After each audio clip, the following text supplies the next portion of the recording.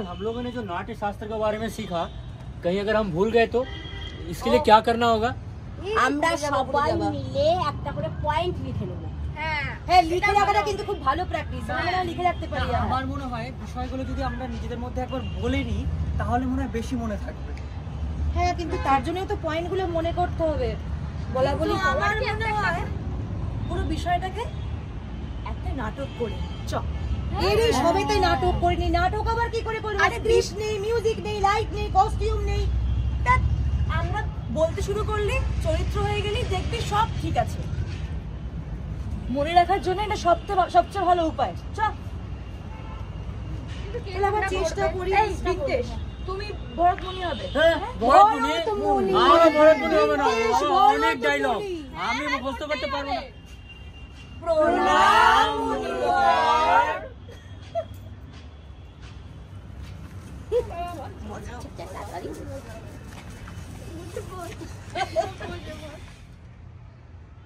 सदा स्नेही बने रहे, कहे ऋषिगण। यहाँ आने का प्रयोजन कैसे हुआ? আপনি নাট্যশাস্ত্র লিখেছেন, সেই জন্য আমাদের মনে অনেকগুলো প্রশ্নের উদয় হয়েছে। সেই সমস্ত প্রশ্নের উত্তরের খোঁজে আমরা আপনার কাছে এসেছি। पूछे पूछे, संकोच ना करें। নাট্যশাস্ত্রের উৎপত্তি বা কিভাবে হলো, আর নাট্যশাস্ত্রের উদ্দেশ্যই বা কি? आपने बहुत अच्छा प्रश्न किया। ये प्रश्न नाटक के लिए नहीं, बल्कि मनुष्य के जीवन को समझने का एक आधार है। जब बोलिए बोलिए। ইন্দ্রদেব যখন ব্রহ্মার কাছে এসে বললেন, এই দেবতা মানুষ আর দানবের মধ্যে যখন লড়াই চলছে, সংঘর্ষ চলছে, লোভ আর হিংসা, মারামারি এইসব যখন তুঙ্গে উঠে গেছে, তখন ইন্দ্রদেব ব্রহ্মাকে এসে বললেন যে আমাদের এমন একটা শিল্প মাধ্যম তৈরি করা উচিত যেখানে আমরা দেখতেও পাবো কিছু, আবার শুনতেও কিছু পাবো। যদি এইরকম একটা মাধ্যম হয় যে যেখানে দেখতে পাবো এবং শুনতে পাবো, সেই মাধ্যমটাই পারবে, সেই মাধ্যমটারই ক্ষমতা থাকবে মানুষ, দেবতা, দানব সকলকে সত্যের পথে, ভালোবাসার পথে, প্রেমের পথে এগিয়ে নিয়ে যেতে। वाह, बहुत अच्छा। लेकिन गुरुदेव, वेद तो ज्ञान का भंडार है, उनमें जगत का रहस्य छिपा है। वेद तो अपने आप में ही इस उद्देश्य की पूर्ति को पर्याप्त करता है, फिर ये नया वेद क्यों? ये नया वेद इसलिए ताकि समस्त सामान्य जन को शिक्षा के मार्ग पर, ज्ञान के मार्ग पर वापस लाया जा सके। इसीलिए ब्रह्मा ने नाट्य वेद का रचना किया था। এই যে চারটি বেদের অংশগুলো নিয়ে, তত্ত্বগুলো নিয়ে, উপাদানগুলো নিয়ে রচনা হলো নতুন বেদ, নাট্যবেদ। আমাদের এইটা সম্পর্কে একটু বিস্তারিত বলুন। इसके लिए तो एक गाना गाना पड़ेगा। কালকে আমরা একটা নতুন গান করেছিলাম, সেটা বল, সেটা করি। আমরা হব সবার,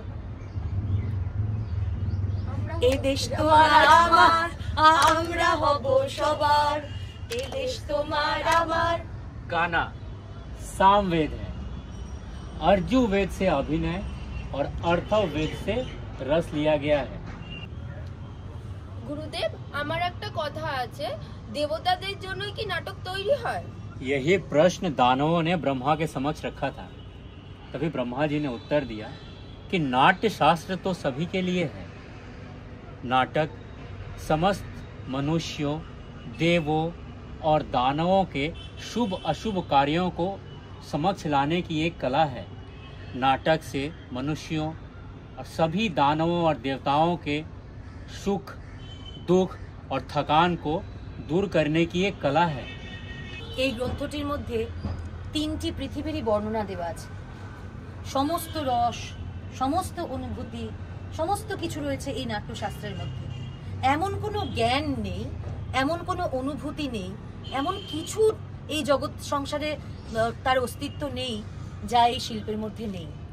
কি আশ্চর্য না? নাট্যশিল্পের মধ্যে, নাট্যশাস্ত্রের মধ্যে পৃথিবীর জগৎ সংসারের সারা বিশ্বের লৌকিক, অলৌকিক, ধর্ম, প্রেম, সমস্ত রস এই শিল্পের মাধ্যমে রয়েছে। সাধু সাধু সাধু। गुरुदेव, नाट्य एक अद्भुत कला है। ये इतना ही जरूरी है जितना जीवित रहने के लिए सांस लेना। फिर ये समाज इसे गंभीरता से क्यों नहीं लेता? कलाकर्म को अनावश्यक क्यों समझा जाता है? हम तो कलाकार हैं। कला करना ही हमारा धर्म है, नीति के नियंता नहीं।